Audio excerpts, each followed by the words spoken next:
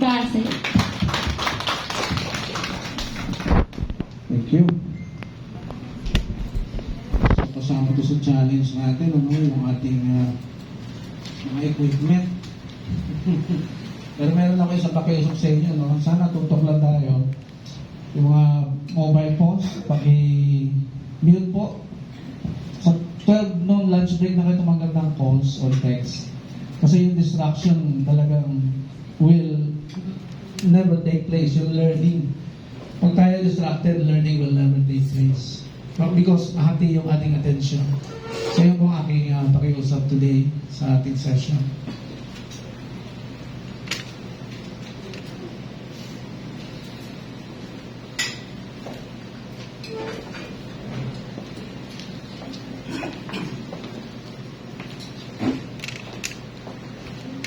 Sa inyong profession, sa LGU, marami ba kayong na-experience na mga couples na gusto na maghiwalay? Kasal o hindi?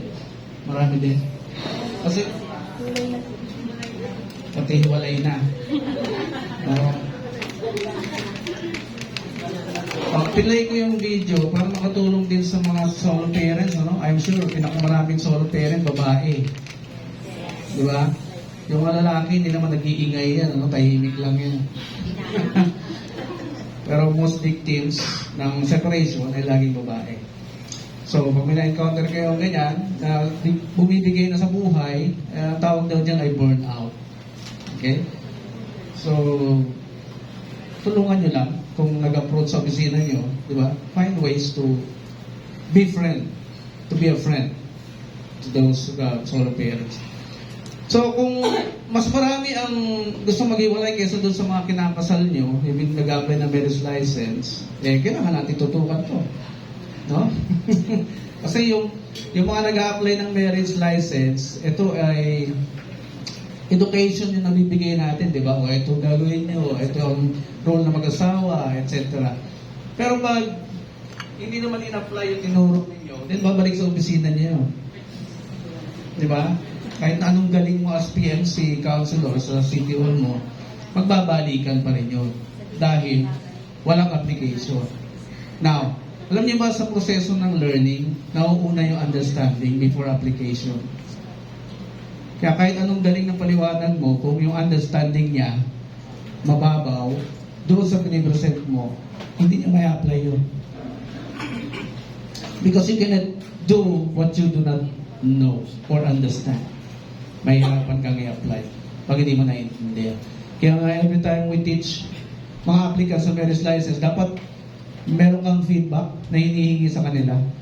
Tetestingin mo, ano sinabi ko kanina? Sir, ano sabi ko? Gaganunin mo talaga para makita mo kung naiintindihan niya yung tinuro mo.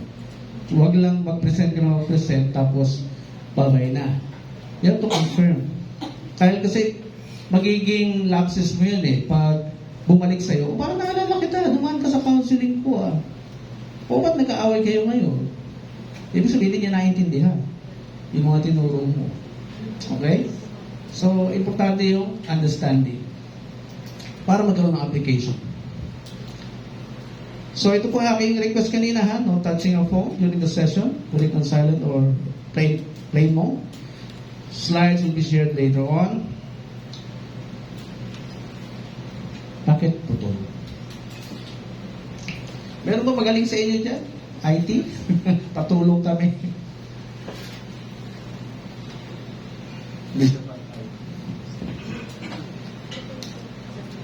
So pag lumapit sa inyo yung couple, ano yung pinakamaraming bilang? Gusto maghiwalay o gustong mabuo ulit? Hiwalay talagang gusto. Suporta. Yun lagi.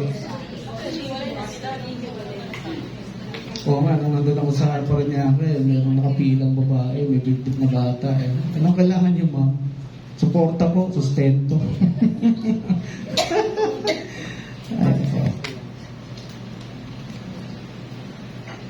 So, sa trial counseling, ano ba ang objective nyo pag kayo ay may kausap na gano'ng client?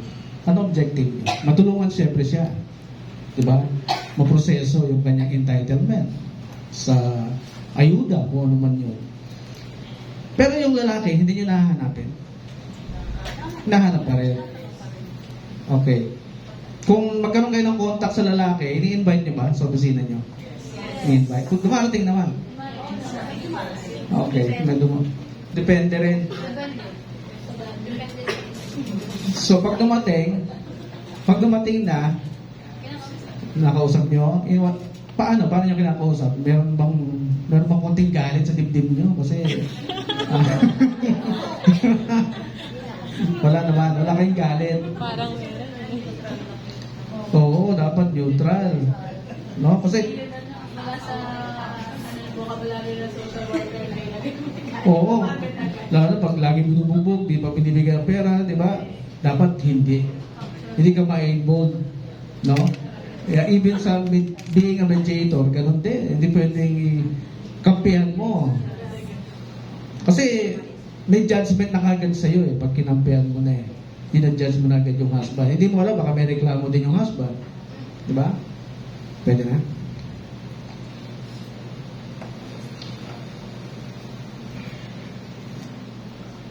So dahil mga responsible and educated adults na tayo, ha? Let's act like one. Ha? Promise? Oh.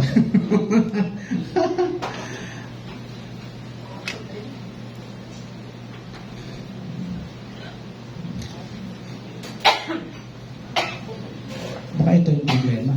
yung layo. Oo.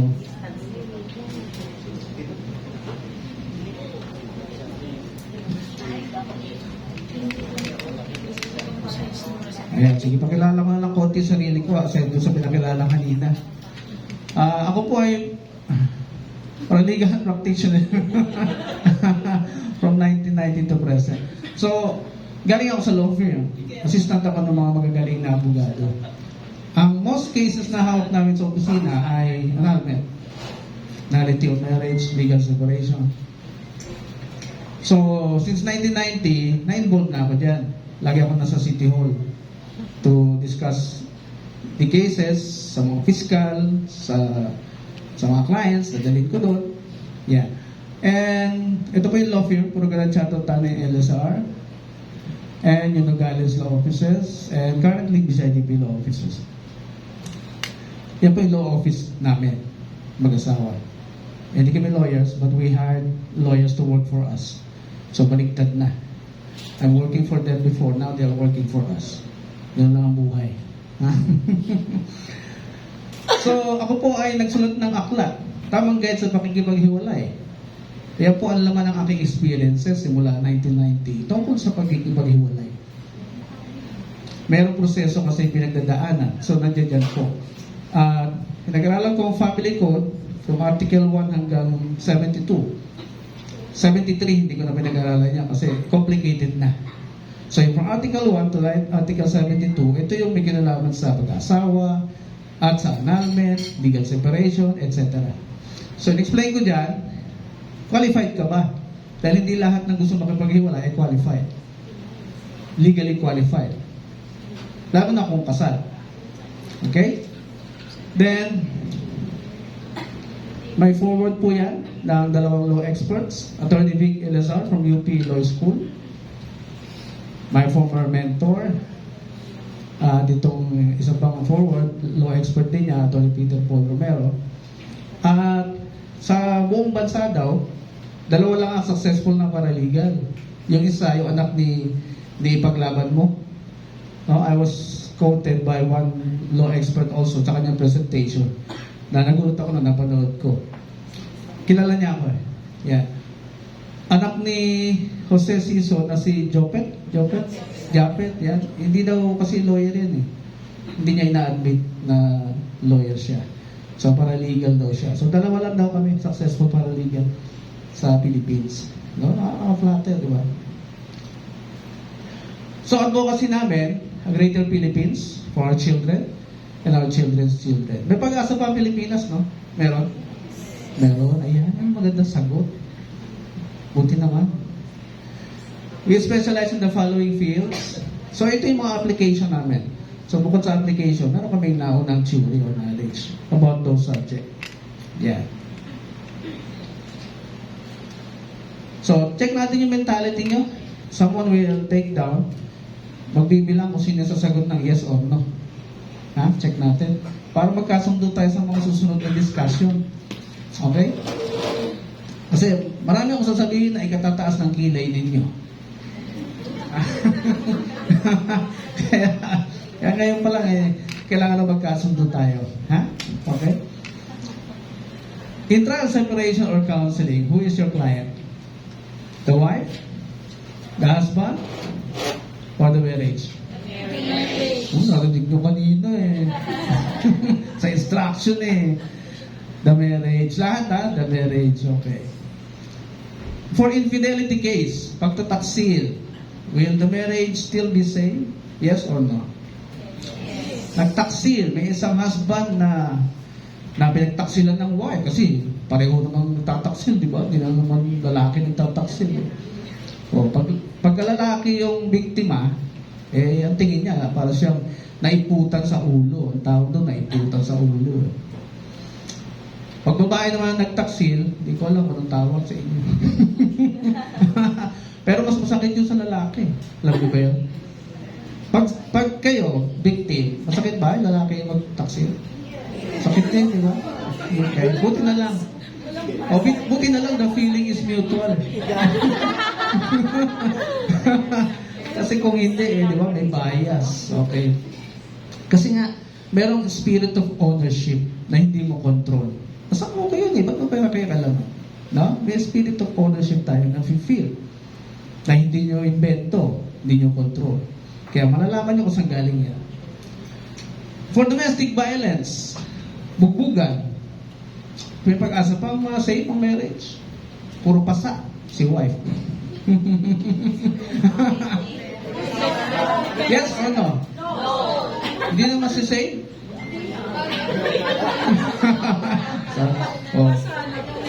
Ayan.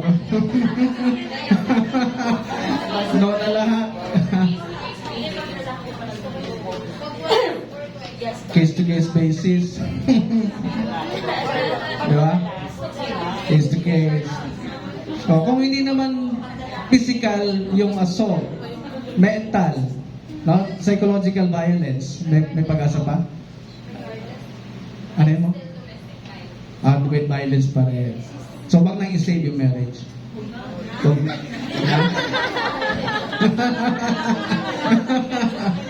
di ba? Kaya kailangan testingin yung mentality nyo Judgmental na kayo nun. Kasi kinakampihan nyo rin babae case to case. Paano case to case? Pwede kung gano'n ka grabe. Paano kung mayaman yung lalaki, yung husband mo? Mayaman. Anak ni Henry C. I-stay, di ba? So kung zero, kung wala siyang mapapakinabangan, wag na. Tama ba? Tama ba? Ano? Ayaw din pumayag.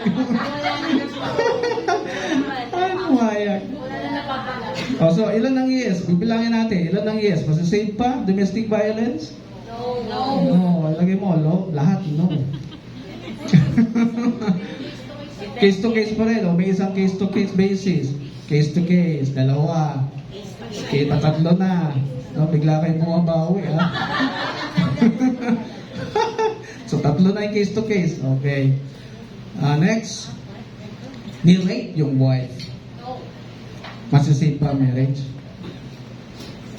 Ni-rape? Okay, natural yung husband. Hindi, nandun lang tayo sa marriage. Okay? No na? Ni-rape, may violation, di ba? May criminal liability. So, isi-save nyo pa yung marriage? Hindi na rin?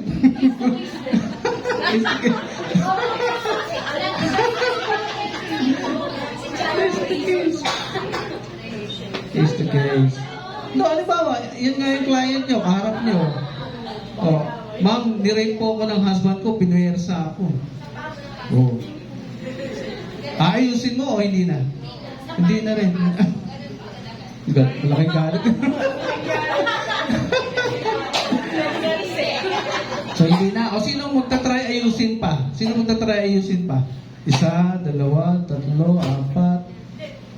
Ayusin mo pa. Ayusin mo pa. Tama. 5 na, 5. Wala na gusto umabot, magbago isip. Wala na. Okay. For complete lack of love and respect. Wala na love. Hindi nyo na isa-say? O pag sinabi ng babae, mahal ko pa po siya eh. Oh. Yung isa lang, yung nawala yung complete love and respect. Pero yung babae, nasa opisina nyo, nagpapatulong po ako, baka pwede makausap niya yung husband ko. Hindi na. Hindi na. Oh, di ba, napapaisip kayo bigla.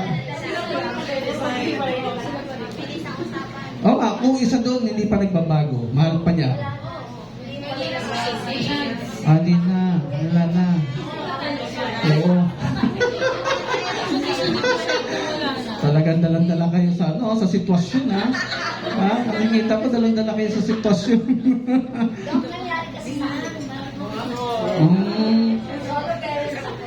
Ay, gano'n. So, once lang nangyari yung once lang, hindi na naulit. Wala na. Hindi wala yan muna. Okay. Sayang. No? Okay. For complete lack of communication, hindi na nag-uusap, nagkalayo na. Pwede pa. Pwede pa. Basta na maabot pa, no? Mako-communicate pa, ma-invite pa. Okay? So, majority, ha? For the peak, or in the peak of financial problems, 0. Bibigyan nyo ayuda. 0 na. Jobless na si husband, wala silang makain. Okay, pwede. Pwede pa. Okay. Narinig nyo na ba na walang hard and fast rule in marriage? Narinig nyo? Alam niyo meaning ng hard and fast rule? Naririnig ko lagi yan sa lawyers. Hard and fast rule. So, ginugil ko. Ano siya yung hard and fast rule? Eh di yung standard daw na pamantayan sa marriage. Hard and fast rule. So, kung hindi kayo familiar dyan, no ang sagot niyo, no? No. Okay, hindi niya alam. Now, yung truth, alam niyo yung meaning ng truth? Ano ang meaning ng truth? What? Ito, tinagalog nila. Original information. Original information. Saan nagsimula ang isang bagay, natutunan yung truth niya, yung katotohanan. Okay? So, remember that. Who believes in perfect marriage?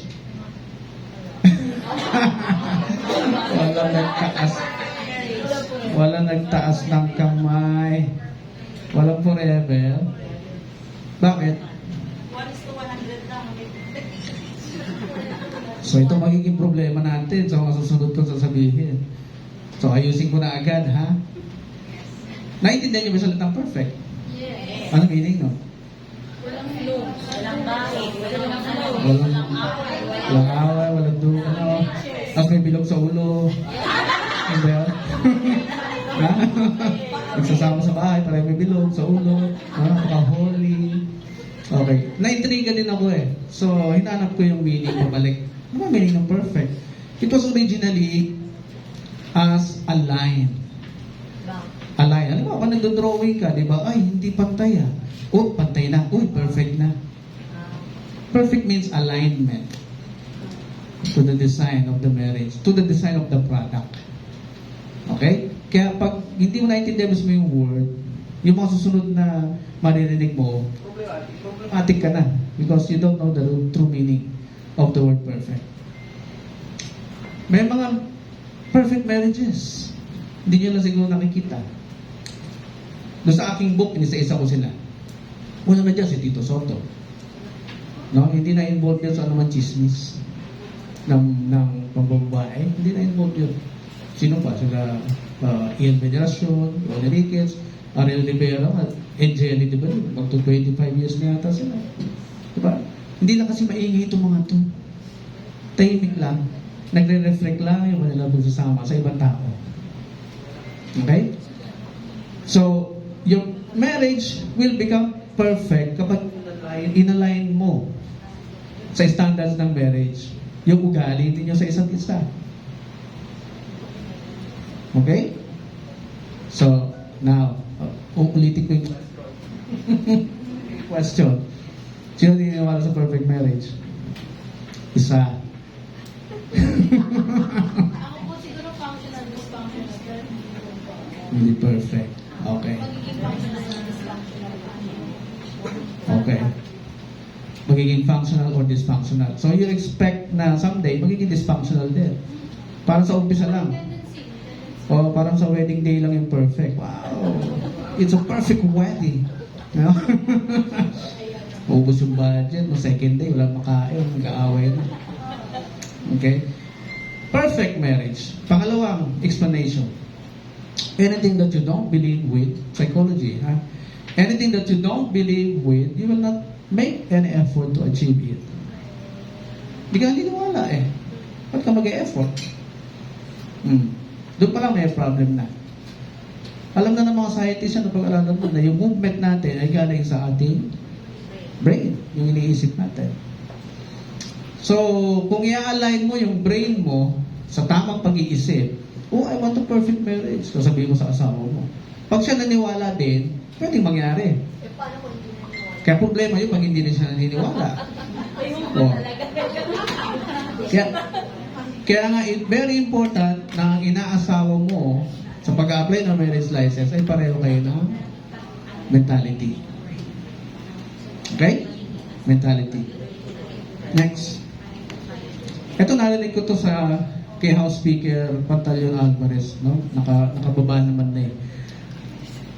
Kasi siya din yung nagpupush ng divorce eh. So sabi niya, not all marriages are made in heaven. Sino may sabi nito? Eh, never mo naman makikita to sa Bible. This is a human being conclusion. Because hindi nag-work sa kanya. Kapag hindi nag-work yung marriage sa'yo, you will say the same thing. Okay? Ano ba ang first and original institution sa mundo? Ano ang pinakauna? Of course, family. Pero before family, there was marriage. Okay? Ang marriage nauna na before any government was established. Nauna na yan before magkaroon ng barangay, Congress, or Senate. And hindi siya produkto ng Kongreso, not even the famous philosopher. Marriage is a product of God. Who wants to oppose that? May gusto mo mag-oppose na? Wala, di ba? Because totoo naman eh. Kaya lagi nyo maririnig sa wedding day nyo, put God in the center of your relationship. No? Mapayuhan kayo mga tatanda, di ba? Naintindihan nyo ba yun? Yung sinabi ng matandang yun. Naintindihan nyo? Ano yun? Tatawagin nyo si Lord, Lord, bumaba ka sa aming marriage. Ayusin mo ang aming pagkatao. Para ma-enjoy namin ang perfect marriage. Alam nyo kung paano? Kasi hindi naman bababa ang Diyos kung marumi ang katauhan mo. Temple ng Diyos ng ating katawan. Hindi siya nagdodwell sa unclean thing. Okay? So, kailan mag-dwell ang Diyos sa inyong marriage? Kapag inalign nyo ang inyong mga salita sa isa't isa, paano ba makapag-usap sa husband mo? Kinakausap mo ba siya na may halong insulto? Paano ka makapag-usap sa wife mo? Kinakausap mo ba siya na may halong pagmamahal? Kapag gano'n ang ginagawa sa isa't isa, nagre-respetuhan kayo at nagmamahalan kayo, then God will dwell in your marriage.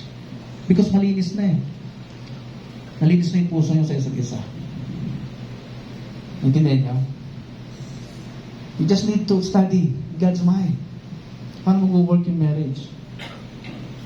Okay.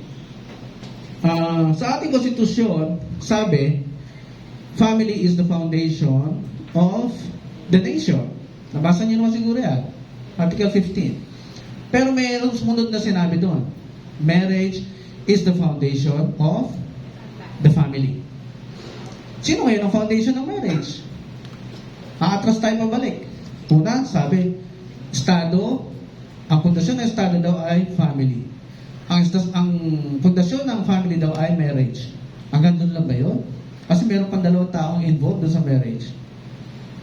Sino susunod sa marriage? Babae. Babae.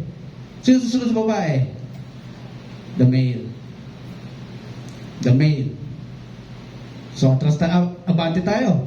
From the male,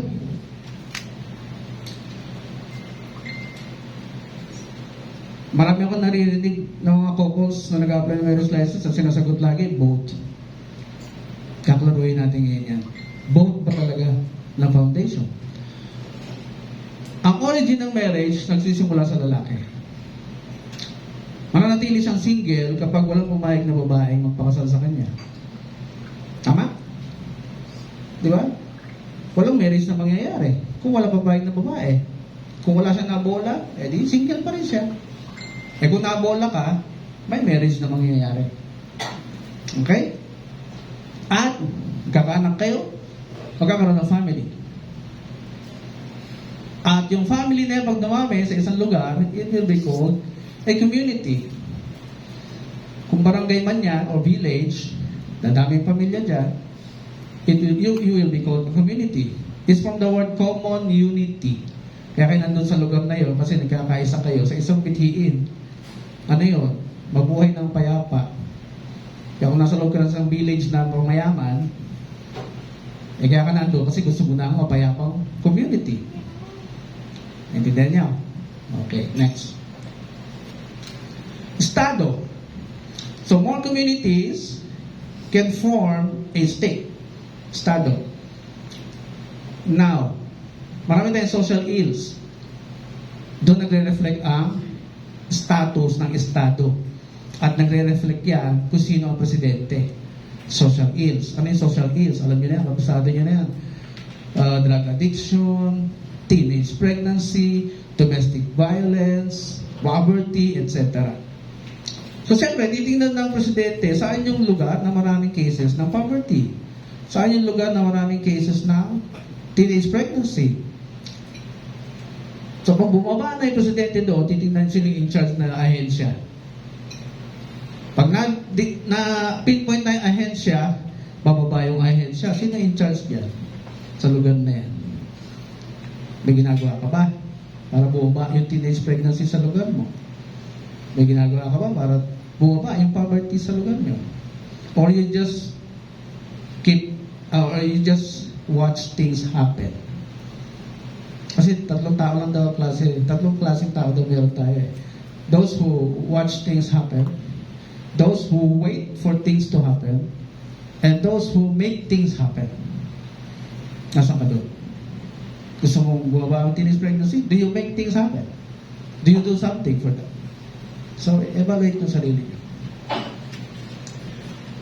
So, malinaw na nagsisimula ang ating humanity or family sa male, plus female, plus marriage, plus family, plus community, plus the state.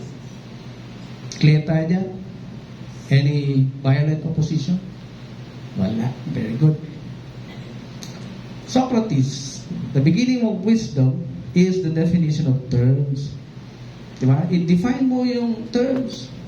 And you will be wise. Kagaya niya, na-define niyo na yung perfect marriage. O maintindihan niyo na yung mga later na matutuklasan niyo about marriage.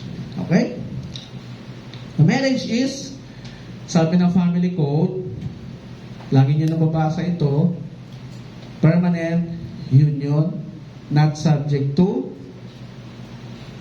marriage is the foundation of the family, inviolable social institution, whose nature sa simula ay pati ang consequences niya and incidents are what? Governed by law. Law na yung magdidictate tungkol sa marriage. Hindi na yung opinion natin or yung gusto natin or yung belief natin about marriage. Okay? Very clear yan. Not subject to stipulations. Ano ibig sabihin nun? Hindi na uubra na ipasok mo yung terms and conditions mo sa marriage. Or yung paniniwala mo sa marriage. Pinalaki po kasi ako ng nanay ko na ganito ang marriage daw, ganito Hindi na yung welcome, hindi na siya uubra na ipasok pa. Okay? Ano lang ang pwedeng ipasok sa marriage? Ano lang daw? Yung property relations. Ano ba yun? Ano yung pag-aari mo bago kinasal? May 1 million ka? Dadalhin mo ba sa institusyon? O hindi? Yung asawa mo, meron ding 1 million, pagsasamahin nyo ba? O hindi? May binana kang lupa, dadalhin mo ba sa marriage?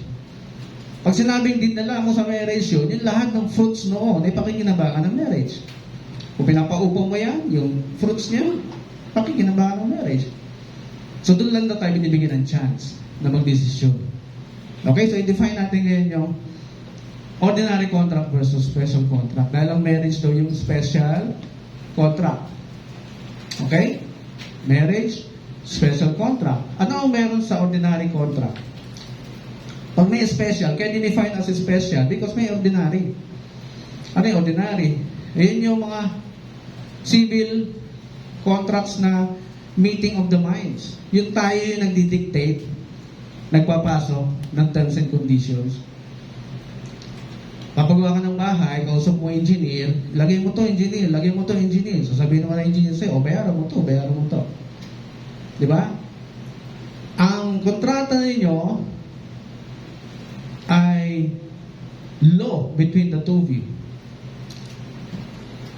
Basta wala kayong binabiolate na morals, good customs, public policy. Basta wala kayong binabiolate any law. Halimbawa, for example, yung public policy or morals. Yung anak ko po, ikukontrata ko sa iyo bilang foreigner na pag lumaki yan, magiging asawa mo. Bawal po yun. Okay? Yan ang example ng kontrata na bawal sa batas. Okay? So, yun po yung ordinary contract. Nasa Article 1306 ng Civil Code, makikita nyo, any agreement na pinag-usapan ninyong dalawa hanggat hindi lumalabag sa anumang batas, good customs, morals, or public policy, yan ay ang inyong batas. At kapag isa sa inyo hindi gumanap ng tungkulin doon sa inyong meeting of the minds, pwede pumunta sa korte. Pagdating sa judge, titingnan niya yung inyong kontrata. Okay? Dahil yun ang magiging Bible ninyo sa korte. Yung inyong ordinary contract. So hanggat walang nilalabag na batas doon, makikita ng judge yun, o di susundin nyo. O, party A, hindi mo sinusunod to. Party B, ikaw din, may problema kayo. Ganun po ang ordinary contract. Pwede ipasok ang ating terms and conditions hanggat walang binabiolate na batas. Pag meron daw na violate, inexistent daw or void ang kontrata from the beginning. Inexistent or void ang kontrata from the beginning. Okay?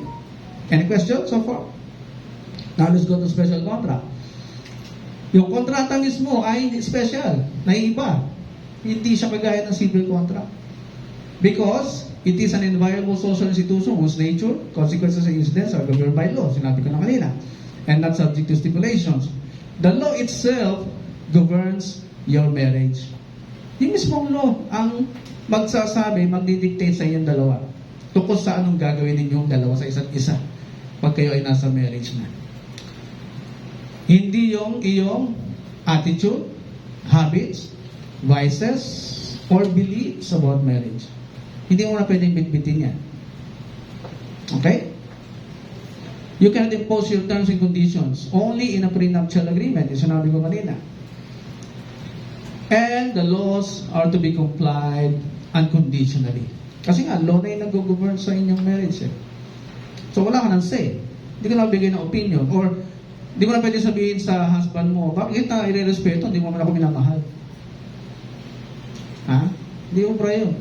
Ba't kita mamahalin? Hindi mo man ako nire-respeto. O saan kayo pupunta? Okay? Hindi na obra yun. Sa US, napakarami ng kaso silang diniscuss tungkol sa mga nagkakasiraang couples. At sinasabi nila palagi sa kanilang mga desisyon, kagaya niyan, na once the relation is formed, the law steps in. Pumapasok na yung batas and holds the parties to various obligations and liabilities. Kaya nga nagkaroon na ng pirmahan kasi dati hindi naman uso ang wedding. Basta pinakita lang nila sa publiko, okay, nakasal kami, nagsusumpahan kami verbally. Kaso, pag hindi nagkagustuhan, tumatakas.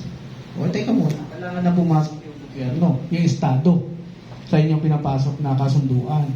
Kaya na-ibeto ang wedding. May pirmahan. Unfortunately, yung wedding form itself, ay ang naglalaman noon ay birthday mo, pangalan ng parents mo, birthplace mo, full name mo, etc. etc. Sabi ko, parang by data to Marriage contract, no? By data. And every contract, dapat may lamang terms and conditions. Diba? Nasaan? Nandun sa Article 68. Rights and obligations of spouses. Nandun yung job description. I think nasa PNC manual natin yun. Di ba? Ayan ba ay sinishare ninyo sa mga applicants ng marriage license? Kasi kung di mo na i-share, umalis lang yan na may license na. Pero hindi alam yung job description nila. That's very crucial. Di ba? Hinayaan mo lang without telling the job description. Para ka nag-hire ng employee na, sige, mag-start ka na. Anong gagawin ko, sir?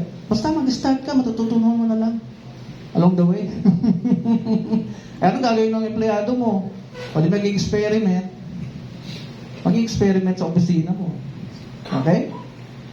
So, importante yung job description, lalo na sa mag-asawa. Give it to them.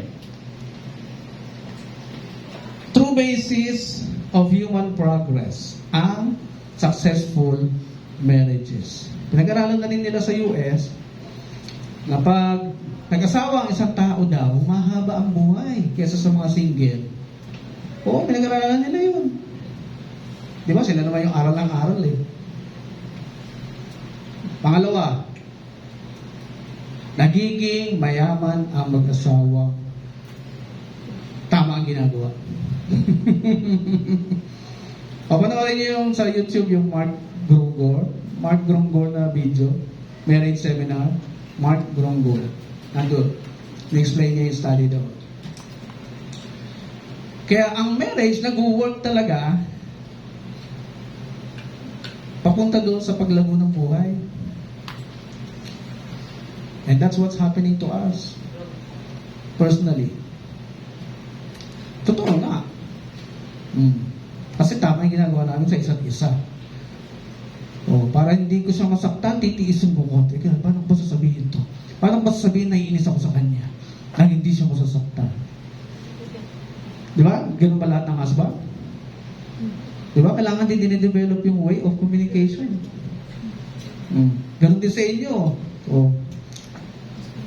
Nakikita ko, maraming active sa pagpupromote ng BAUSI.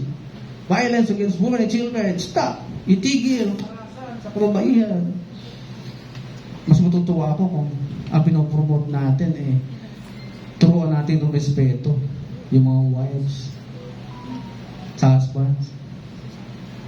Kasi yung violence is only a result of another law violated.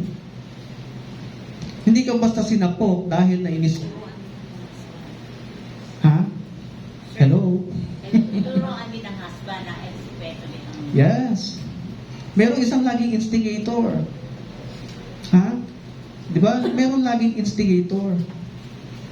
O yung mga pinapanood na viral sa TV, yung nag-aalmusal lang. Tapos, maya-maya, binubugbog na yung nanay, binibidyo ng anak. Tama na tay. O, parang nagsimula yun. Inubos ng tatay yung pandesal. Then, sinabihan siya ng nanay. Mabubusin pandesal, anak mo natutulog pa, kakain pa yun. Ganoon na pagkakasabi. O di nainis si husband. Ayun, bugbugan yung next na eksena. Pwede naman sabihin na maayos. Di ba? So, it's a law violated. Another law violated. Cause and effect. Pero kung sinabi ng babae siguro, uy, tulog pa yung anak natin ha. Di ba, makakabili naman tayo ulit pandesal eh. Sige, ubusin mo, baka gutom ka. Di ba? Di ba mas matutuwa yung husband doon? Pero ano? Oh, meron pa namang bakery bukas. Oo. So, may problema din tayo sa proper communication, di ba? Ng bawat mag-asawa.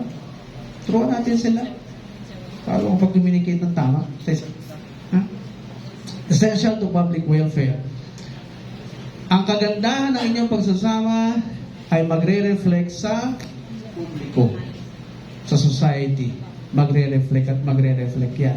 Kung marami yung pamilya sa komunidad na tama yung ginagawa sa isa't isa, aba, safe kang lalabas sa bahay. Walang mga agaw ng bag mo, walang mga agaw ng cellphone mo. Di ba? Kaya okay mo, wala na pag-asa. Nasa kamay ninyo yan. Nasa kamay nating lahat yan. Okay? Kaya that's why may training na ganito. Family, foundation of the nation. Article 15. State recognizes the family as the foundation. Article 149 din, inulit, is a basic social institution. No? Kabisado nyo na to. Now, sabi ng Wikipedia, kasi very technical yung meaning ng family pagdating sa batas natin. Okay? Now, I consulted Wikipedia. Ano ba ang meaning ng family talaga? It's a group of people related either by consanguinity, dugo, or by affinity dahil sa inyong marriage or relationship. Meron pang sinunod na description. Alam niyo kung ano? Yung purpose. First is definition. Second is the purpose. Anong purpose? Ayan o. In most societies, it is within families that children acquire socialization for life outside the family. Dapat bago mo palabasin yung anak mo ng bahay, marunong na siya makapag-socialize. Okay? Anak, bawal mang-agaw ng laruan, ha? Anak, huwag kang mananapok ng bata, ha? Anak, huwag mong kukunin to o gagalawin to. Bakit? Magiging safe yung environment niya. Tingnan nyo. Ideally, builds a person into a functional adult. It provides a sense of boundaries for performing tasks in a safe environment. Safe yung magiging environment niya because tinuruan mo siya huwag mag-agaw o manakit. Ang ganda ng purpose. Diba? Alam ba ito ng lahat ng nag-aasawa? Dahil ang mindset ng mga nag-aasawa na nakikita namin for many years now ay yung rights. Rights ko mag-asawa. Rights ko to. Rights ko to na maging masaya. Puro right? Ideally builds a person into a functional adult. So, remember that bawat bagay, lagi may purpose. Hindi lang basta right mo na mag-form ng family. Dapat makinabang yung kapwa mo sa pag-aasawa mo. Okay? What does it mean to be dysfunctional? Mananakit yan. Dysfunctional Walang laman ng tiyan, pwedeng manakit yan. Mangagaw. Dysfunctional na Alam niyo naman yung 3 basic needs of human being na pinalawak pa ni sino? Hierarchy of needs. Abraham Maslow muna. Abraham Maslow. Di ba? Hindi lang pala food, water, or clothing ang kailangan ng tao. Meron pa palang love, care, attention, belongingness, actualization. Pero si Erik Erikson, mas malapit sa katotohanan. He is the most cited psychologist in the 20th century.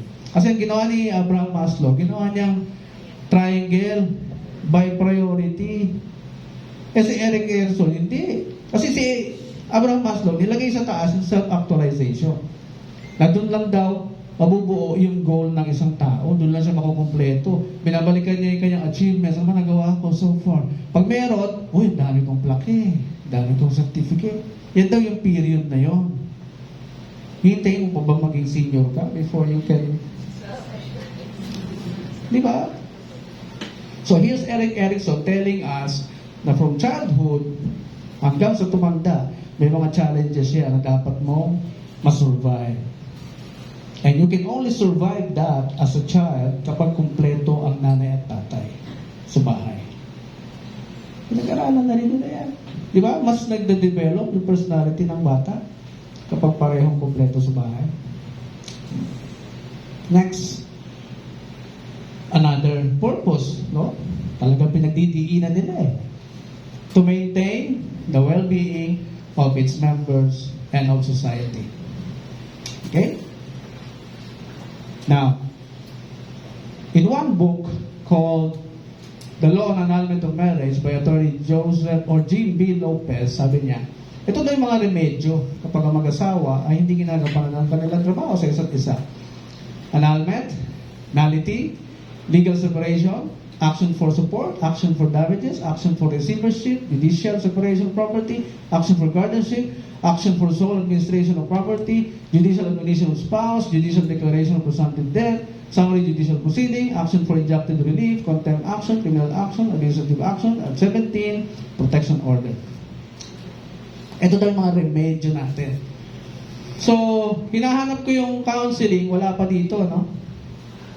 Wala, na-skip. Pero pag pinuntahan mo yung legal separation law, meron, may provision for the couple to undergo counseling. At merong period na binigay ang korte para kayo ay magkaayos baka sakali. Ilang buwan? Ilang buwan? Di nyo alam. 6 months.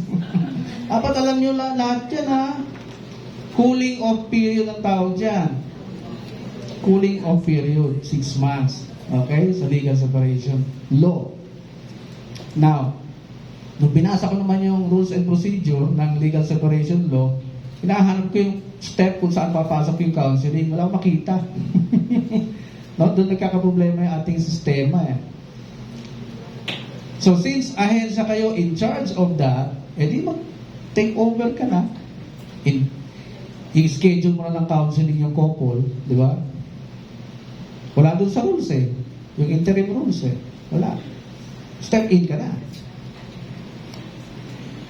Alam niyo na ang meaning ng voidable tsaka void ab initio na marriage?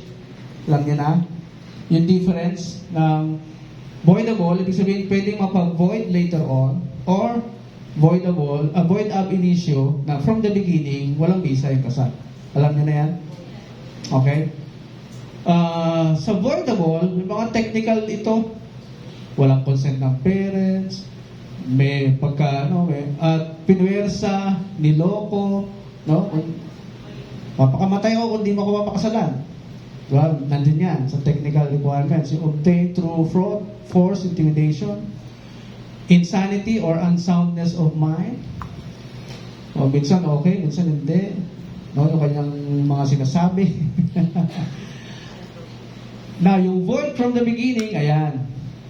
Walang lisensya ng kasal, bigamy, or polygamy, no marriage license, pero may exceptions, at ang pinaka-usable, o use na reason ay ang psychological incapacity. Dinagdag yan sa family code. Alam niyo, taken from where yan? Saan taken yan? Saan kinuha? Sa canon law. Galing yan sa canon law ng simbahan. Yung psychological incapacity. Kasi nga, sabi ko sa inyo, naunang na nila pinag-aralan niya. So sila halos yung nagdi-dictate sa atin kung anong batas yung gagawin natin. So, in-adapt yung psychological incapacity. Tingnan natin yung meaning. Naintindihan nyo ba yung psychological incapacity? Mabasa mo, ma'am. Pakibasa mo, ma'am. In a nutshell, psychological incapacity is a person's inability to comply with his or her marital obligations to his or her spouse. Their marital obligations include giving mutual love and help, respect, fidelity, and support to the other. The party's incapacity stems from a root cause which is determined by an expert like a psychiatrist if the expert finds him such then he can recommend that the marriage is be declared void ab initio from the beginning. Psychological incapacity. Ito ay incapability na gawin ang isang bagay. So, saan nagsisimula ang problema? Sa utak. Sa utak. Okay? Ito yung hindi niya magbigay yung mutual love and help, respect, fidelity, and support sa kanyang asawa. Because hindi siya stable yung kanyang pag-iisip. Kaya hindi niya magawa yung bagay na yun. Okay? Very clear. At sino nakabasa sa inyo ng psychological report sa isang annulment case? Nakabasa na kayo? Meron, di ba? Anong laman? Yung babae yung unstable. Unstable. Di ba? Naanal. Kinukuha yung kwento ng kanyang buhay simula pagkabata. Kung paano siya pinalaki ng nanay at kukuha pa ng statement from friends, relatives, family members. At ang conclusion ng psychologist or psychiatrist palagi, ang conclusion ay ito ay isang defect na wala ng gamot. Incurable na. Bakit? Kasi stem from childhood. Doon nagsimula ang kanyang mentality kung paano siya pinalaki ng kanyang magulang. Okay? Kaya pag galing yan sa environment of hiwalayan, hindi maniniwala yan na magtatagal din kayo. Okay? Kasi wala siya nakitang model sa isang functioning marriage. So, psychological incapacity. Any questions so far? Are you learning? Yes. Okay, thank you. So, history ng couples counseling and trial separation. Ito na, at least yung first part ay mind setting, yung foundation, para di tayo mag-argumento mamaya. Ha? Kailangan ko i-set ang inyong mga mentality into the right direction. Okay. Kailan ba nagsimula ang counseling? Originated in Germany in the 1920s as part of the eugenics movement. Alam niyo ba yung eugenics movement? Meron silang prosesong ginagawa noon na pinagpapartner yung matalino sa matalino na babae at lalaki sa Germany. Kasi pinipreserve nila yung kanilang race. No? Yung kanilang lahi. Kaya hindi pwedeng pumatol yan sa brown race or black race. Matalino to matalino. May sapatan sila eh. I-search nyo yan, eugenics movement. Tapos yung semi-matalino, ipapakasal sa semi-matalino lang din. Pinapantay nila. Okay? Gano'n. Oo, gano'n yan, yung eugenics na yan. The first institutes for marriage counseling in the United States began in the 1930s, partly in response to Germany's medically directed. Oh, nandiyan yung mga naunang scientists sa Germany. So, in response ng United States, 10 years after, racial purification marriage counseling centers. Mga puti din yan, no? Dala-dala nila yung mentality of superiority. So, kailangan nila makisabay. Counseling history can be traced back to tribal times where people would come together in a group and share their experiences and sometimes their dreams. Tribal times. As civilization developed, religion offered a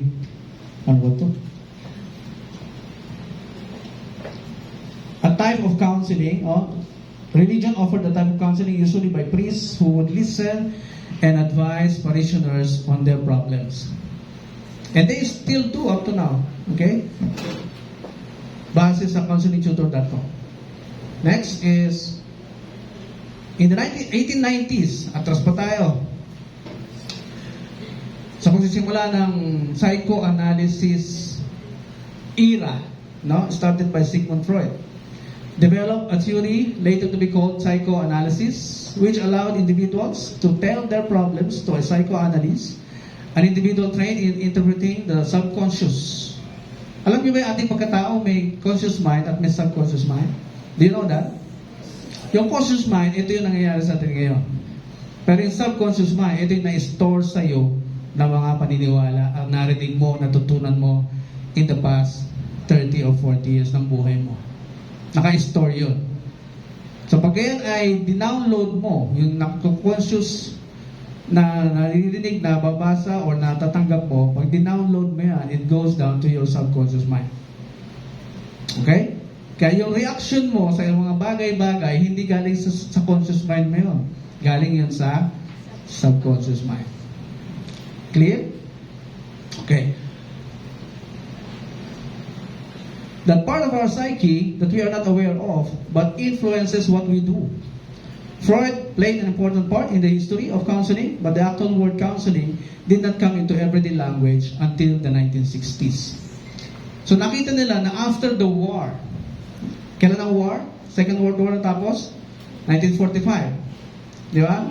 Pagkatapos niyan, ayan na. Aside from rebuilding the countries na nasira ng gera, kailangan din i-rebuild yung mga pamilya na nasira. Because nawala yung mga husbands eh. At papasok ko na rin lang, ayan, meron pala tayong Muslim na kapatid dyan. Papasok ko na rin lang, kasi baka may tanong nyo, bakit yung mga Muslim, sir? Pwede mag-asawa ng apat. Ha? Umatras ako babalik. Saan ba galing yan? Kasi sa Bible meron din eh. Pero hindi yung pinapahintulutan ng Diyos. Desisyon yun ng tao. Si King Solomon, ilan ang asawa? 1,000 yata. Di ba? Don't worry. 1,000. Hindi yung utos ng Diyos. Desisyon ng tao yun. Mag-asawa ng marami. Now, sa Muslim, na-trace back ko because of the war. No? Lagi silang nagkikipagbakbakan eh. Para lang sa lupa. Yung mga naiiwang balo. Balo ba tawag pag babae? O yung mga naiiwang balo, namatay sa gera yung husband, yung mga natitirang buhay, umuuwi, pinapaasawa sa kanila. Para daw, yung mga bata, meron pa rin father figure. Kaya kung kaya naman ng budget, eh talagang may kahati ka. Kaya ng budget eh.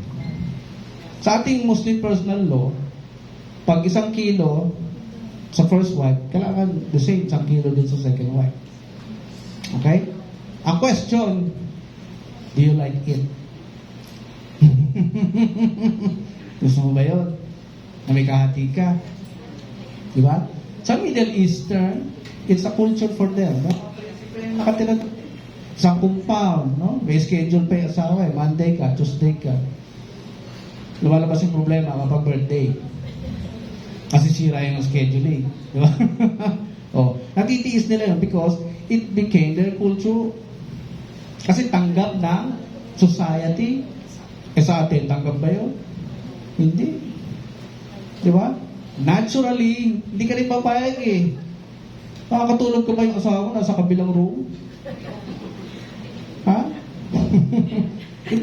It goes against your nature. Next. Eto na.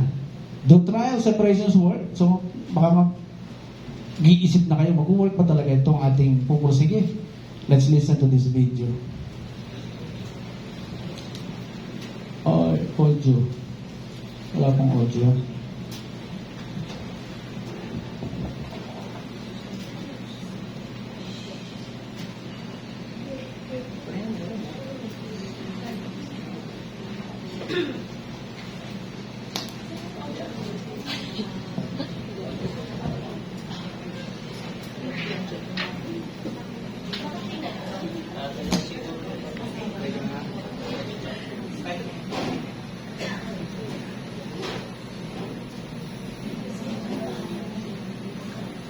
Have you ever been unhappy in your marriage, but you're not quite ready for divorce? Thinking, I don't want to live like this, but I'm not sure I'm ready to end the thing. Maybe we need to separate for a while to see if we can figure some things out. It may even be that somebody is recommending that you separate. We hear about things called directed separations where, for example, some counselor may say to you, well, I don't think you need to live together right now. The best way we can help you solve your problems is if you move to different places for the next several months. And I will see each of you during that interim, and at whatever point I think that you can get back together, I'll tell you that, and then you come back together. And so therefore, I won't direct your separation. You may have a counselor that has given you that advice. You may be a counselor who has given that advice. Either way, I say, you don't have that right. You really don't. People need to make their own decisions, and whoever thinks that he or she has enough wisdom to tell people to separate or when to be together, it has to be up to them. Now, if you think about the kinds of separations that occur in a marriage, well, you can have a trial separation, like I just talked about. Let's just separate for a while and see if maybe we can figure out how to work things out and then put things back together. You can have a permanent separation, which in some states exists in the sense that you're not considered divorced, but you're not considered married. In other words, you can't go and marry somebody else, but at the same time, you're not considered married to each other. And then there's another thing called a legal separation, which exists in some states, where that things begin to separate themselves right now in preparation for the divorce. Well, we can talk about all kinds of separations, but the question becomes, is it a good thing to do? I did a video about separations. Some of the things I just talked to you about are in there, but I'll take more time and explain them more. So if you want to look into that more, you can find it right here on our YouTube channel. As a matter of fact, why don't you go in and subscribe? And if you click that little bell right there, then anytime anything new comes up, you'll hear about that right away. Well, what are the potential negatives from it? One thing we have noticed in the decades that we've been working with marriages is this.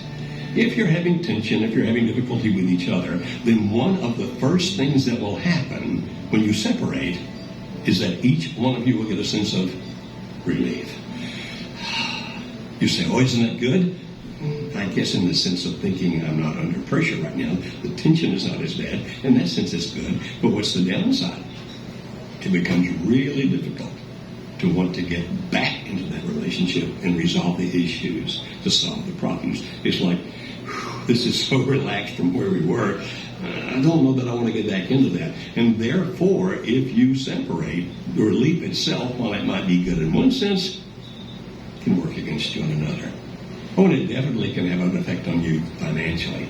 You know, having two places to live, splitting income. And it definitely can have an effect on the children. You know, who gets the kids when, and how do we discipline the kids and parent the kids together? Or are different schools now involved? All kinds of things. And so don't think that separation solves all the problems. Separation in and of itself creates more problems. The greatest of which is this. If you separate, the likelihood of you working it out diminishes dramatically. I'm going to look over here and quote something. I'm going to read it to you. There's a survey called the National Survey of Family Growth, and they surveyed more than 2,000 people. And they found that 53.6% of people, if they separate from each other, these are marriages that separate, will divorce within 1 year. Really, 53 of them, almost 54% go ahead and divorce within a year. Mm-hmm. It goes up to 80% if you get to 3 years. And up to 87% if it goes more than 5 years. What you're saying is, according to the research out there, that indicates that people who separate, in all likelihood, are going to wind up divorced. And the answer to that is, yes, they probably will. So rather than seeing separation as a temporary solution to your problem, maybe you ought to consider separation as being perhaps a thing that's going to make things worse than they are now. You say, well, what do we do instead? Well, if you're in danger, or if your children are in danger, definitely separate. Safety is number one. You don't want anybody to get hurt, and don't stay there if that kind of thing may happen. So get away for safety. We're all for that. But if it's any other thing, then the better thing to do rather than separate is to figure out how to resolve your issues, how to solve your problems by getting real help. You say real help? Mm-hmm. Now, some counselors think I'm crazy when I say this, but if you want to go to a marriage counselor, talk to them first and ask them this question. Who will you see as your client? The husband, the wife, or the marriage? If they say, I have no clue what you're talking about, hang up and move on. Find a marriage counselor that says, I will see the marriage as the client, because then that one's not so inclined to move you apart. Unfortunately, because there are so many people needing so much help, Sometimes marriage counselors, because they're so overwhelmed, will look at the tough cases and tell you probably just need to go ahead and divorce. Why? Because they have so many other people that are trying to help them. They want to spend their time with the people where they feel they've got a better chance. But we are telling you that in our work with thousands and thousands of marriages in crisis, in trouble like you wouldn't believe, about 80 to 90% of the people who come to our intensive 3-day workshop, one of those spouses has already decided it's over. We're not going to ever go past this. It's done. And yet, we have been seeing for more than 20 years that 3 out of 4 of those couples, if they get the help that they need, which is what we offer. In other words, 3 out of 4 couples that come through that intensive 3-day workshop actually turn it around, save the marriage, and make it good again. You say, then are you saying, Dr. Beam, that you guys are the only real help? No, I'm not saying that. There's some really good help out there. But not everyone who purports to be a helper for your marriage is. Make sure you choose real help. And then consider the results, good and bad. If you're thinking about separation, analyze it up front and decide, is this really the thing we want to do? And then find a valid path forward. Some of the things that set us apart, and forgive me if this sounds like bragging, I don't mean it to be. I just want you to know that we're willing to help and why and how we can. We take complex psychological principles and make them easy to understand so that even I can understand them. And then we show you a path forward, how you can actually use it. So, if you at some point separated and it ended your marriage, tell us about it in the comments below. Or if you have learned how that separation was something that didn't help, or even if it did help, you can comment about that in the comment section below. And what I would like to do is to offer you 2 products. Now, each of these has a little cost involved with. One is called the Definitive Guide to Boundaries Toolkit, or just Boundaries Toolkit. It's not very expensive at all. And it can help you think about if you need to make boundaries to make sure that safety occurs. And the other is to call us. The number right now is on your screen, our toll-free number, and it'll also be in the show notes if you're listening to audio. And you can call us at 866-903-0990. That's 866-903-0990, and ask to speak to one of our client representatives. Now, they're not counselors. They're not therapists. They're not coaches. But they'll listen to your particular situation and help you know which of our resources might be the best for you, including telling you about, if it's appropriate, our intensive 3-day workshop that has such good results. So rather than separating and thinking that's going to be a magic pill, wouldn't it be better to figure out, even if it's going to take some work, even if it might be a little tough, how can we repair this rather than end this? Pansin niyo yung una yung sinabi na kapag yung couple nag-desisyon na hiwalay muna tayo or mag-pull off muna tayo, alam niyo yung consequences? Mag-iiba ng bahay yung isa. Siyempre, babayaran niya yun. Tapos yung upahan naman ng babae, babayaran ko rin yung upa. Unless sariling bahay. So, unang-una, finances. Diba? So, titingnan niyo yung finance situation ng dalawa. Before kayo mag-suggest. Get their condition first. Pangalawa, maapektuhan ay mga bata. Kanino mag-i-stay si bata? Saan mag-i-stay? Sa nanay o sa tatay? Qualified ba yung tatay na mag-i-stay sa kanya yung bata? Paano kung working siya? Sino maiwan sa mga bata? Kailangan yung yung kalkalin, kailangan yung dig deeper sa situation nila. Sila muna yung kukunan mo ng background, then matitimbang mo later on. Ikaw sa nanay, siyempre, mananay yung rights na naman, mananay sa'yo, ay bata dapat nasa nanay ng 7 years old below. Pag nanaig na naman yung rights na yan, kung hindi naman qualified yung nanay, busy yung nanay sa pagtotong-its, busy sa pagsusugal, or makikipag-date. Kailangan mong malaman yun. Kailangan mong basahin yung personality nila pagkaharap mo na sila. Then you can make a sound judgment. Suggestion. Diba?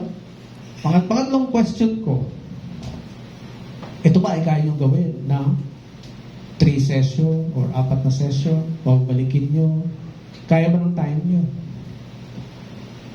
Sino na nakagawa ng ganon? Pinabalik nyo, second time. Pinabalik nyo, third time. Sino na? Wala. Lahat.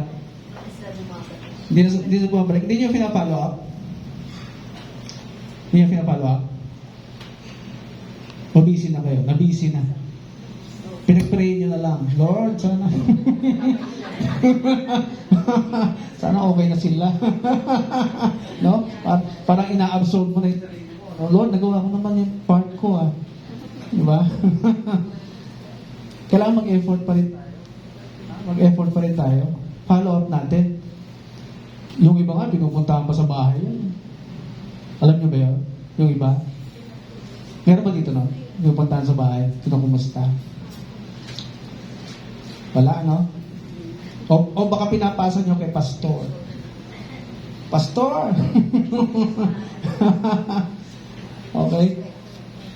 A few weeks ago, may gathering ng mga Christian pastors. Alam niyo ang topic nila? How to save the family. At paano tutulungan yung mga teenage pregnancy problems. Whole day na usapan yun. Tapos ang ending, dapat maging involved tayo sa gobyerno. Turuan natin sila. Naunahan ko na sila. So kung ako yung leader doon sa summit na yun, talaga magdidictate ako. Ma'am, Mindanao po ako. Mindanao, ilang barangay hawak mo dyan? Kayo in charge dyan, ha? Dito po ako sa Pampanga, ilang barangay ang sabog mo dyan? Mag-assign ako. I will make things happen. Okay? Don't just wait for things to happen. Any question so far? Any question? Wala? So, let's differentiate. Malapit na tayo mag-lunch. Walang question? Ano ba yan? Yung challenge naman ako sana. So, may gano'n. So, let's differentiate trial and legal separation. Alam niyo na to, 10 grounds ang sinet ng batas para maghiwalay, para maging qualified, no? Sa Article 55 yan. Ano yung una? Repeated physical violence, paulit-ulit. Alam niyo ba, natuwa ako nung mabasa ko yan? Kailangan daw 2 beses ka sinaktan para ma-qualified ka sa legal separation. Hindi sapat yung isa lang. Hintayin mo muna, misis, nasaktan ka uli.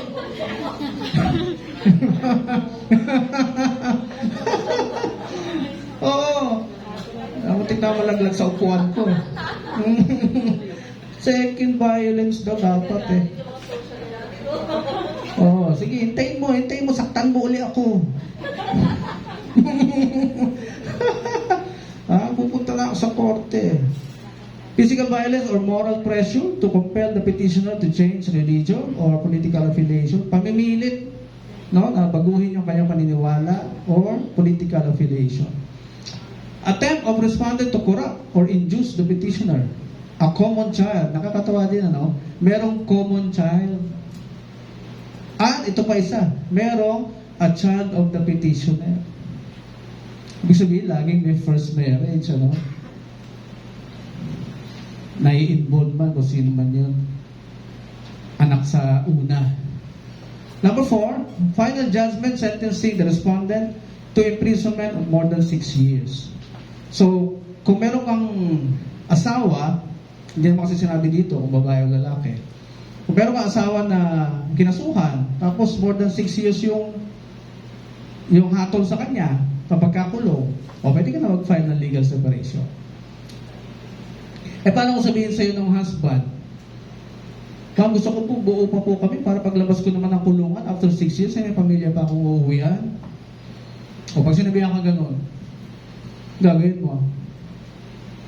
Matatouch na lang yung puso mo. No? Kailangan ng tulong dito sa ganito situation, kaharap mo, ganyan. Sick na. Tawagin ang kasama, uy, paano ba ito? Tulungan mo na ako mag-isip. Okay?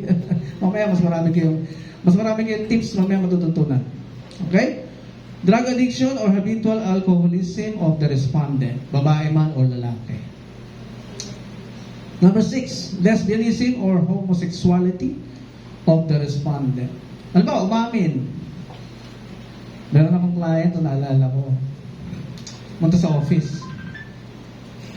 Sir, may problema ako eh. Bakit? Yung husband ko kasi nahuli ko, bakla pala. Paano mo nalaman? Sa text, may nagtitext sa kanya. Na-confirm mo, oo. Pinuntahan ko. Lalaki pala yung laking kadate. May dalawa na silang anak. Sabi ko, kailan mo ba nakita to? Di mo ba napansin to noon? Di mo napansin? Nung college kami, sir, tuwing magde-date kami, inaaway niya ako pag wala akong dalang pulmos. Naaway daw siya, nagagalit. Pag dumarating siya, oh, may powder ka ba dyan? Wala, hindi ko dala. Ano ba naman niya? Ginaganon daw siya. Hindi ko pinapansin noon eh. Kasi baka akala ko mahilig lang siya sa powder. Oh, tinuloy pa rin ang kasal. Oh. parang siya, no, di ba? Sino artista? Rusto? Ang pogi-pogi, no, di ba? Okay lang lumabas. After. Pero makikita mo yung signs before, hindi pwede, hindi mo makita. Baka in-ignore mo lang. Makikita. May papakita ni Lord sa iyo yun. Ha? Yung mga signs na yan. Just be, conscious about it. Next.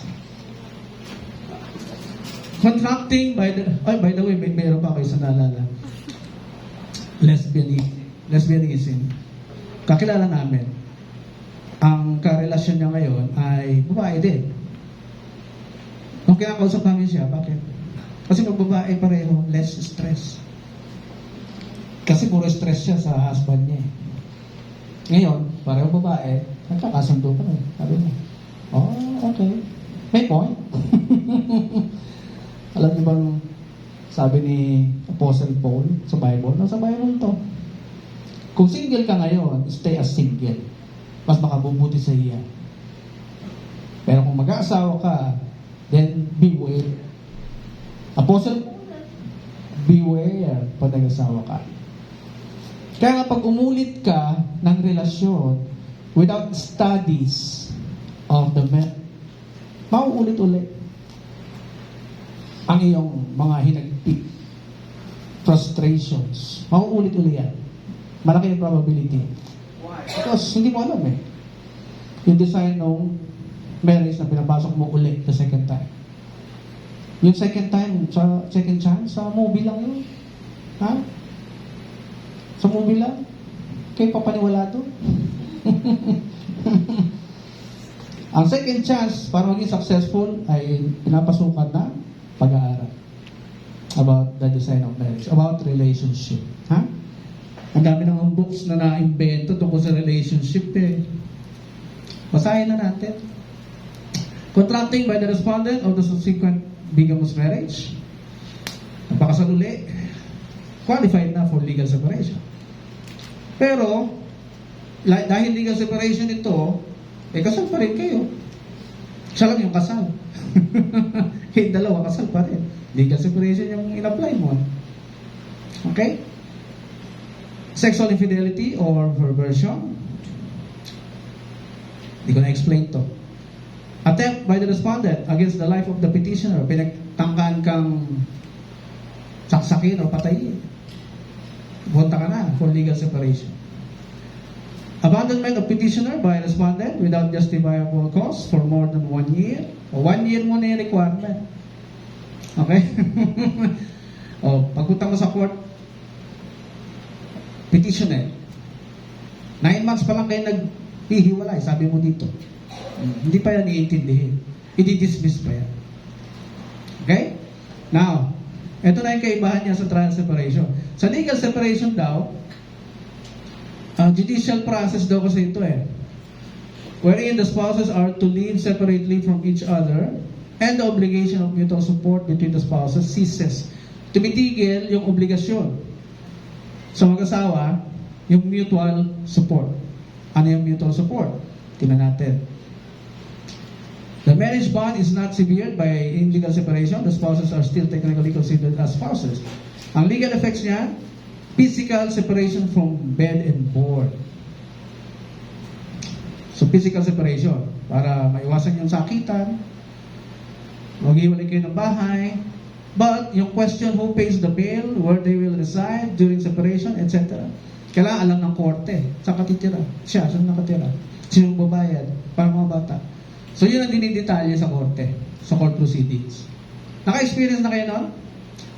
Naka-attend na kayo ng hearing ng ganyan? Attend kayo minsan sa court, pwede naman, magpaalam na kayo sa branch clerk.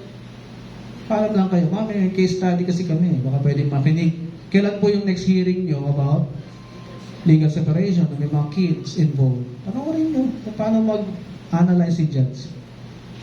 Okay? Make it a habit to visit court hearings. Cooling off period of 6 months upon filing of the petition, nasa Article 58 yan ng Family Code.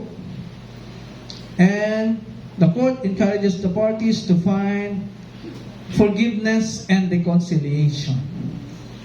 Di ba? Maghihintay si judge. O, patawaran na kayo. 2 beses ka pa lang naman binugbog eh. Diba? Forgive and forget. Okay? Kasi, siyempre, ang goal ng korte, ma-preserve pa rin ang marriage. Diba? Yun pa rin ang goal nila eh. Naka-focus pa rin sila doon. It is also during this period where the court provides for the support of spouses and children and for the latter's custody. Kanina mapupunta ang bata, etc. Article 59, Family Code, requires the steps shall be taken for parties to settle their differences through mediation. O, diyan na mapasok yung mediation. Yan ang ating mga next speaker later on. Paano ba yung proseso ng mediation? So, sila mag-explain na mamaya.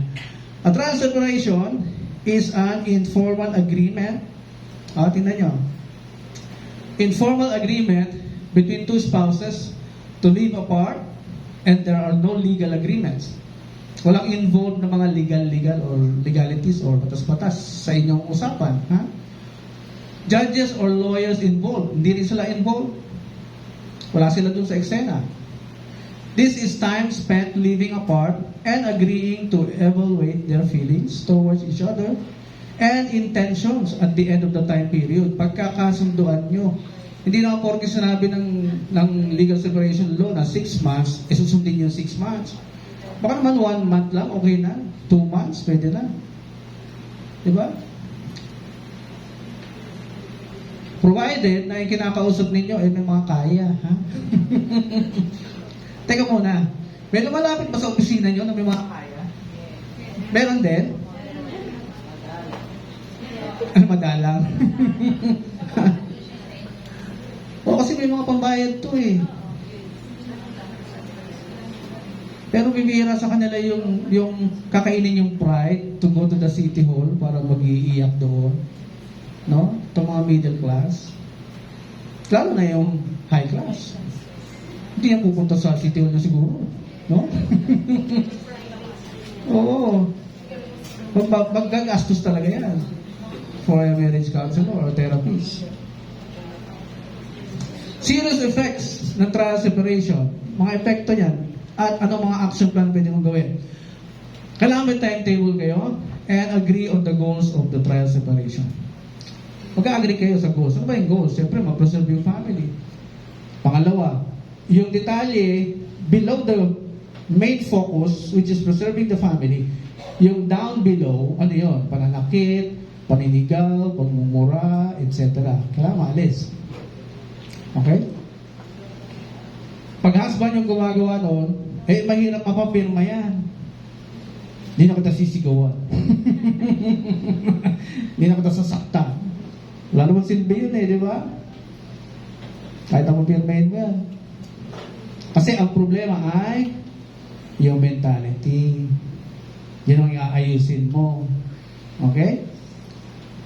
Next, must agree on a rule that they should not entertain any third party or court or be courted.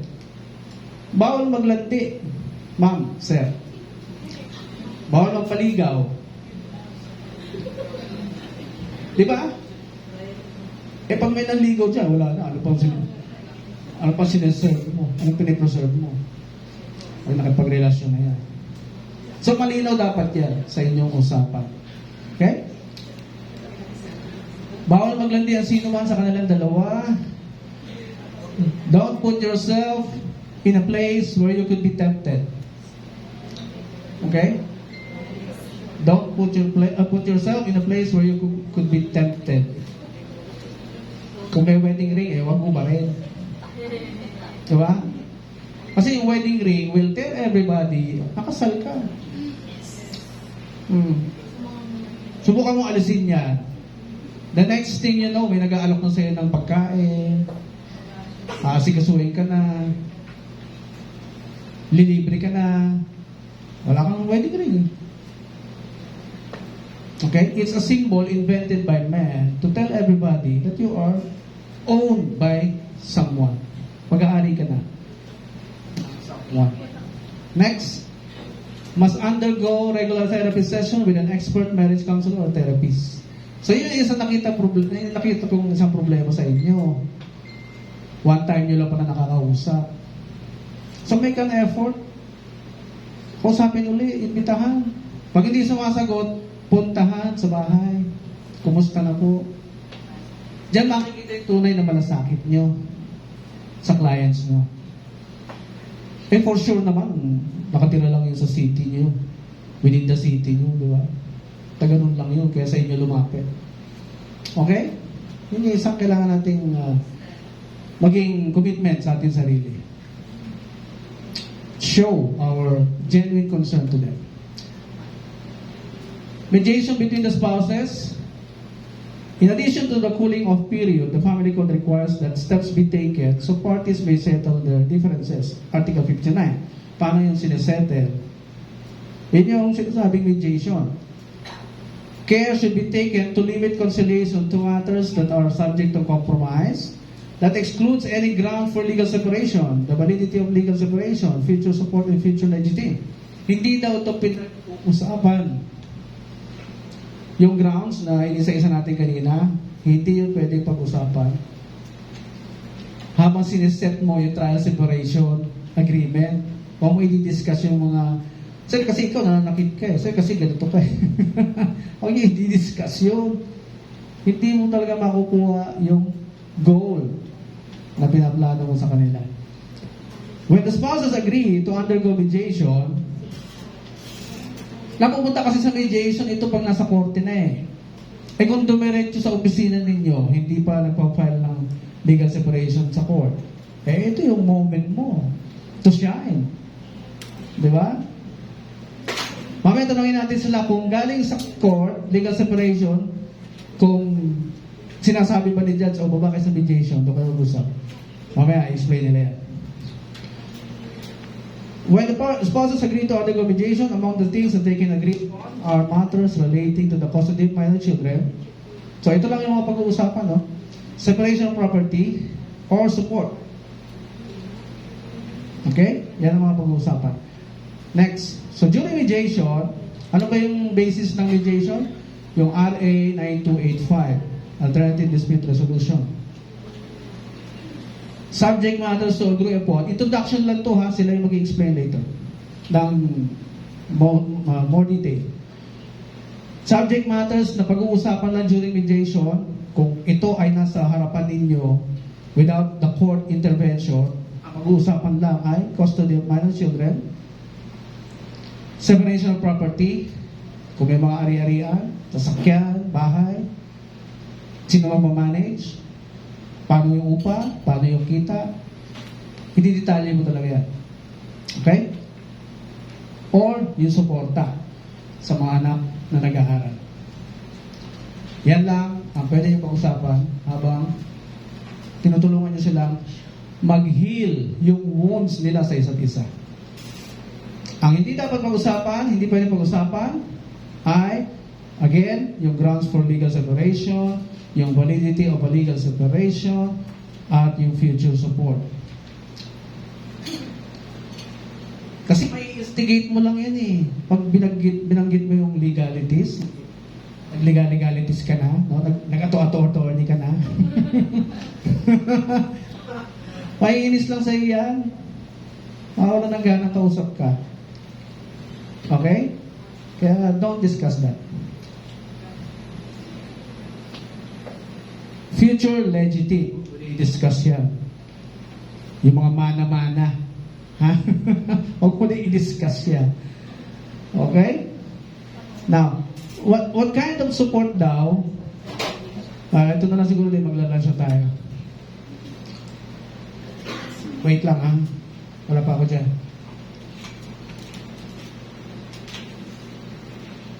Anong uri ng support ang inaalis sa legal separation? Ito pala, binigyan ko ng kulay na red. Yung inaalis na obligasyon sa legal separation, yung right to cohabitation. Physical cohabitation. Yan ang inaalis na obligasyon. Ano pa? Right to sexual intimacy. Inaalis yan na obligasyon pag during trial separation. What else? Yung right to procreate. O imagine, pinapag-cooling off mo tapos behind your back nagbubuntisan. No?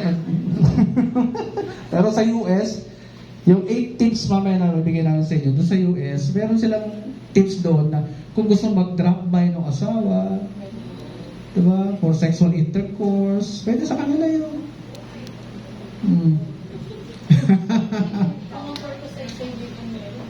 Kaya nga, huwag ka na magalit doon. Diba? Okay? Right to procreate. Kasi makikita niyo, uy, mukhang nagkakasundo na sila kasi pumapayag na eh. Oh, alam niyo ba, ang tawag doon condonation sa ating family code, yung kapag pumayag na sa sexual consent, kinokondone na niya yung ginawang kasalanan ng kanyang asawa. Pumayag na eh. Okay? What else? Right to be supported by the other. Ano yung support na yun? Yung moral, financial. Wala na tayong obligasyon muna sa isa't isa. Okay? At yung mga duty to live together in one home, also mutual love, respect and fidelity, yan. Yan, mawawala po lahat yan. Yung mga naka-red. Ha? Then, the right to be loved and be comforted, mawawala din yan sa legal separation. At habang nagka-trial separation, right to be loved and be comforted. Kasi physically, wala eh. Doon sa US, tip, pwede rin mag-texting. Nakalagay doon. Matutuwa kayo yung difference ng kanilang culture sa ating culture. Okay? The right to give and receive moderate gifts to and from each other. Mawawala ito. The right to give and receive moderate gifts to and from each other. Siyempre, trial separation, pati nanunuyo, para makapanuyo, di magbibigay ng regalo. Di ba? Huwag mong pagbawalan. Di ba? Medyo din, ano? Komplikado yung ating batas. Ikukulong ka ba pagka sinabihan mo, sige lang, bigyan mo ng regalo. Hindi ka mo siguro ikukulong nun. Pinayuhan mo ng gano'n. Kasi ang goal mo pa rin is to preserve the